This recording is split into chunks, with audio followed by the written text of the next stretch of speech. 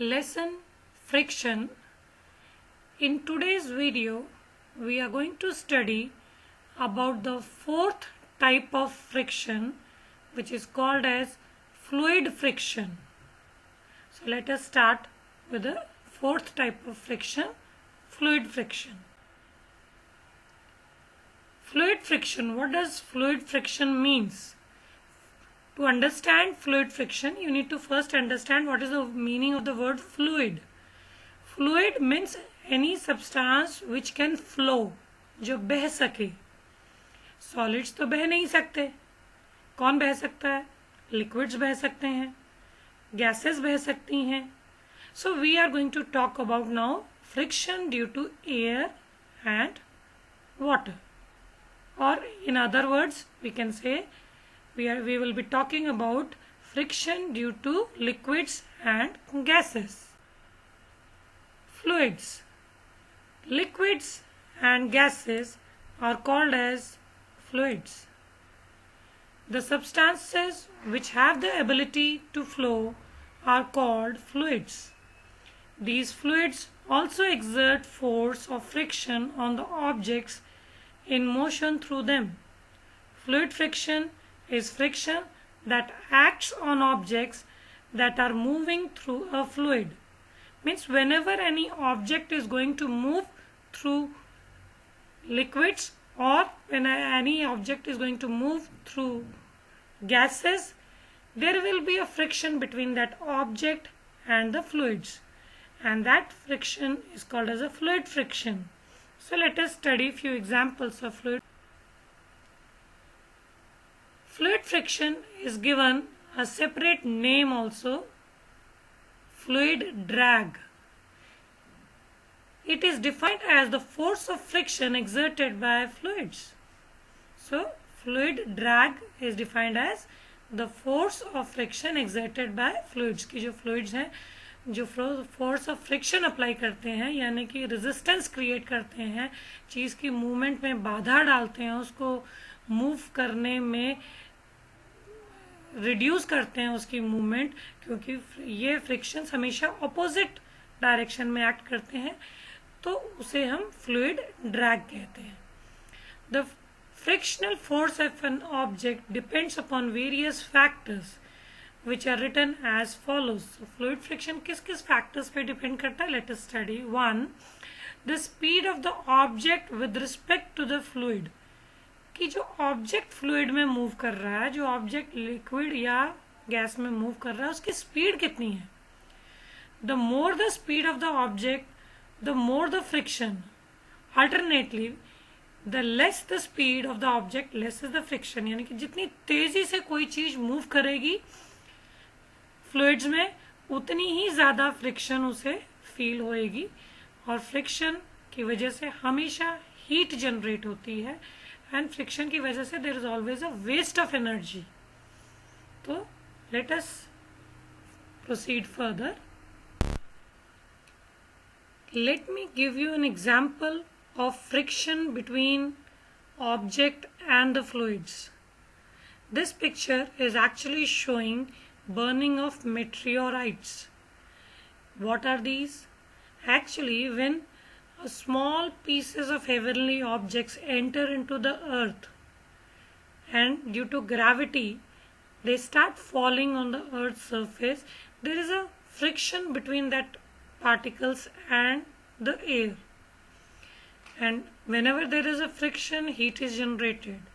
So when they travel a long distance, because our atmosphere has quite a long distance, so they start burning, and if the size is smaller, they burn completely before reaching the earth's surface, and if the size is huge enough, then they reach the earth's surface in a burning condition and cause lot of destruction.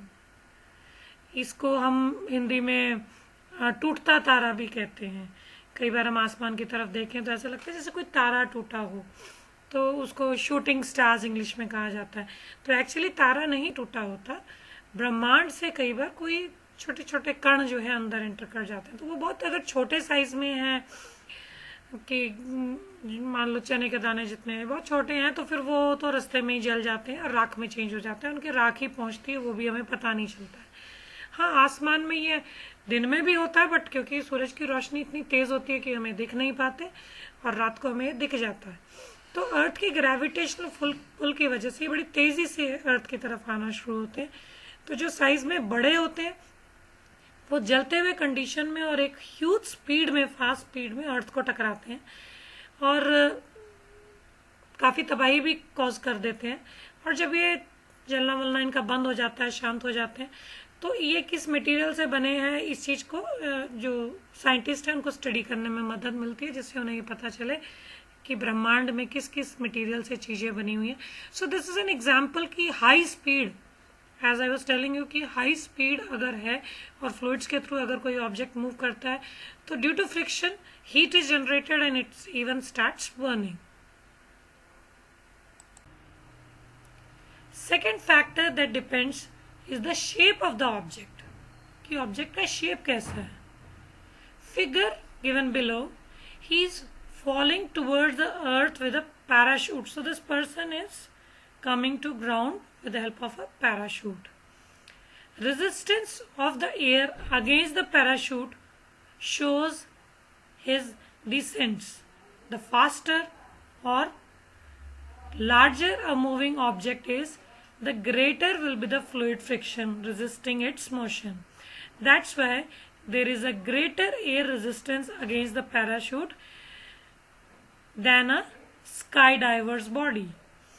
तो जब कभी भी कोई परेशानी हो जाती है aeroplane में, तो सेफ्टी पॉइंट ऑफ व्यू से क्या किया जाता है कि इंसान जो है जहाज से जंप कर जाता है पैराशूट के साथ। थोड़े समय के बाद पैराशूट खुल जाता है, तो you can see that the parachute is just like a big umbrella.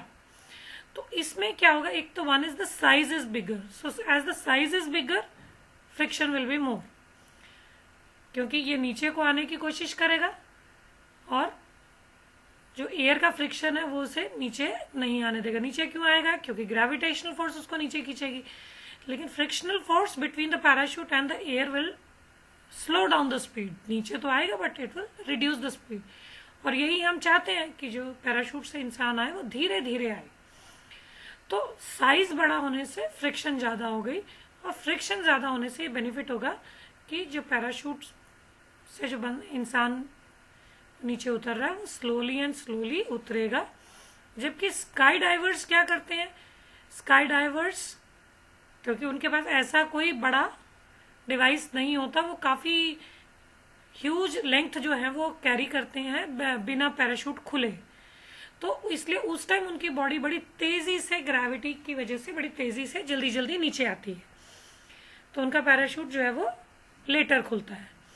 जबकि जो नॉर्मल पैराशूट्स होते हैं वो जंप करने के थोड़े कुछ सेकंड्स के बाद ही जाता है, और स्लोली एंड स्लोली जो पैराशूट जंपर्स है वो नीचे आ जाते हैं। So this is the second factor that affects the fluid friction. First was speed of the object, कि ऑब्जेक्ट कितनी स्पीड के साथ आ रहा है। Third factor that is considered is the nature of the fluid, कि फ्लूइड का nature कैसा है। The more the particles are closer, more the density, hence more is the friction offered. As we know that oil is lighter than water, and when we mix both of them in a container, oil floats on the top due to the low density. Water is at the bottom of the container as it has a high density. If an object passes through the oil, its density will be different. If an object passes through the water, its density will also be different. तो अब ये देखना है कि fluid की density कैसी है। Density का मतलब है घनत्व, मतलब ये कि पार्टिकल कितने टाइटली पैक्ड हैं। किसी भी फ्लूइड के जितने टाइटली पैक्ड होंगे उतनी ही उसकी डेंसिटी ज्यादा होगी, और जिसकी जितनी डेंसिटी ज्यादा होगी वो उतना ही ज्यादा भारी होता है। अब अगर हम गैसेस की बात करें तो गैसेस की डेंसिटी लो होती है। क्यों? क्योंकि गैसेस के पार्टिकल्स टाइटली पैक्ड नहीं होते हैं, लूजली पैक्ड होते हैं, दूर दूर होते हैं। जितनी स्पेस मिलती है उतने दूर दूर होते चले जाते हैं। सो उनकी डेंसिटी लो होती है, इसलिए गैसेस के थ्रू जब कोई बॉडी मूव करती है तो फ्रिक्शन कम होगी।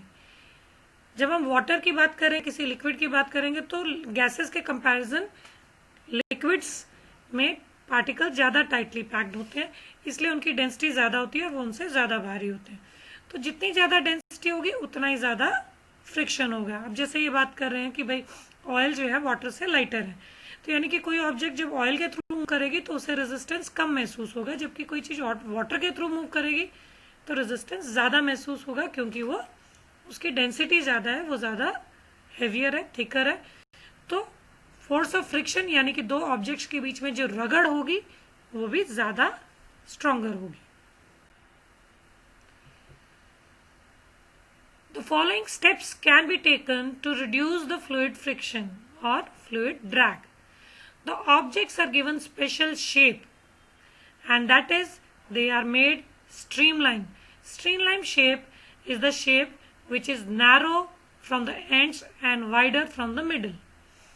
तो प्रकृति की तरफ अगर हम देखें तो प्रकृति ने जो भी ऑब्जेक्ट्स यानी कि जो भी जीव जंतु पानी में या हवा में रहते हैं उनकी शेप भगवान ने ऑटोमेटिकली ही स्ट्रीमलाइन बनाई है। तो इंसान ने क्या किया, उसी शेप की नकल की। अब आप देख सकते हो कि पंछी जो होते हैं, बर्ड जो होते हैं, चोंच है फ्रंट में तो नैरो है, फिर मिडल से ब्रॉड है, फिर टेल वाले पार्ट से फिर नैरो है।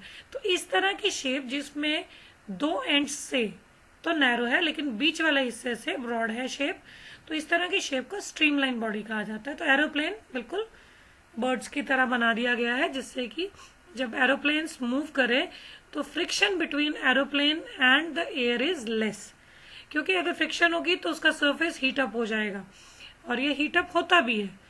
तो उसके लिए एरोप्लेन्स के अंदर इस तरह के डिवाइसेस बने होते हैं कि उसके सरफेस को कंटिन्यूसली ठंडा किया जा सके, क्योंकि अगर नहीं किया जाएगा तो ऐसे तो फिर वो गर्म होकर धीरे धीरे जल जाएगा।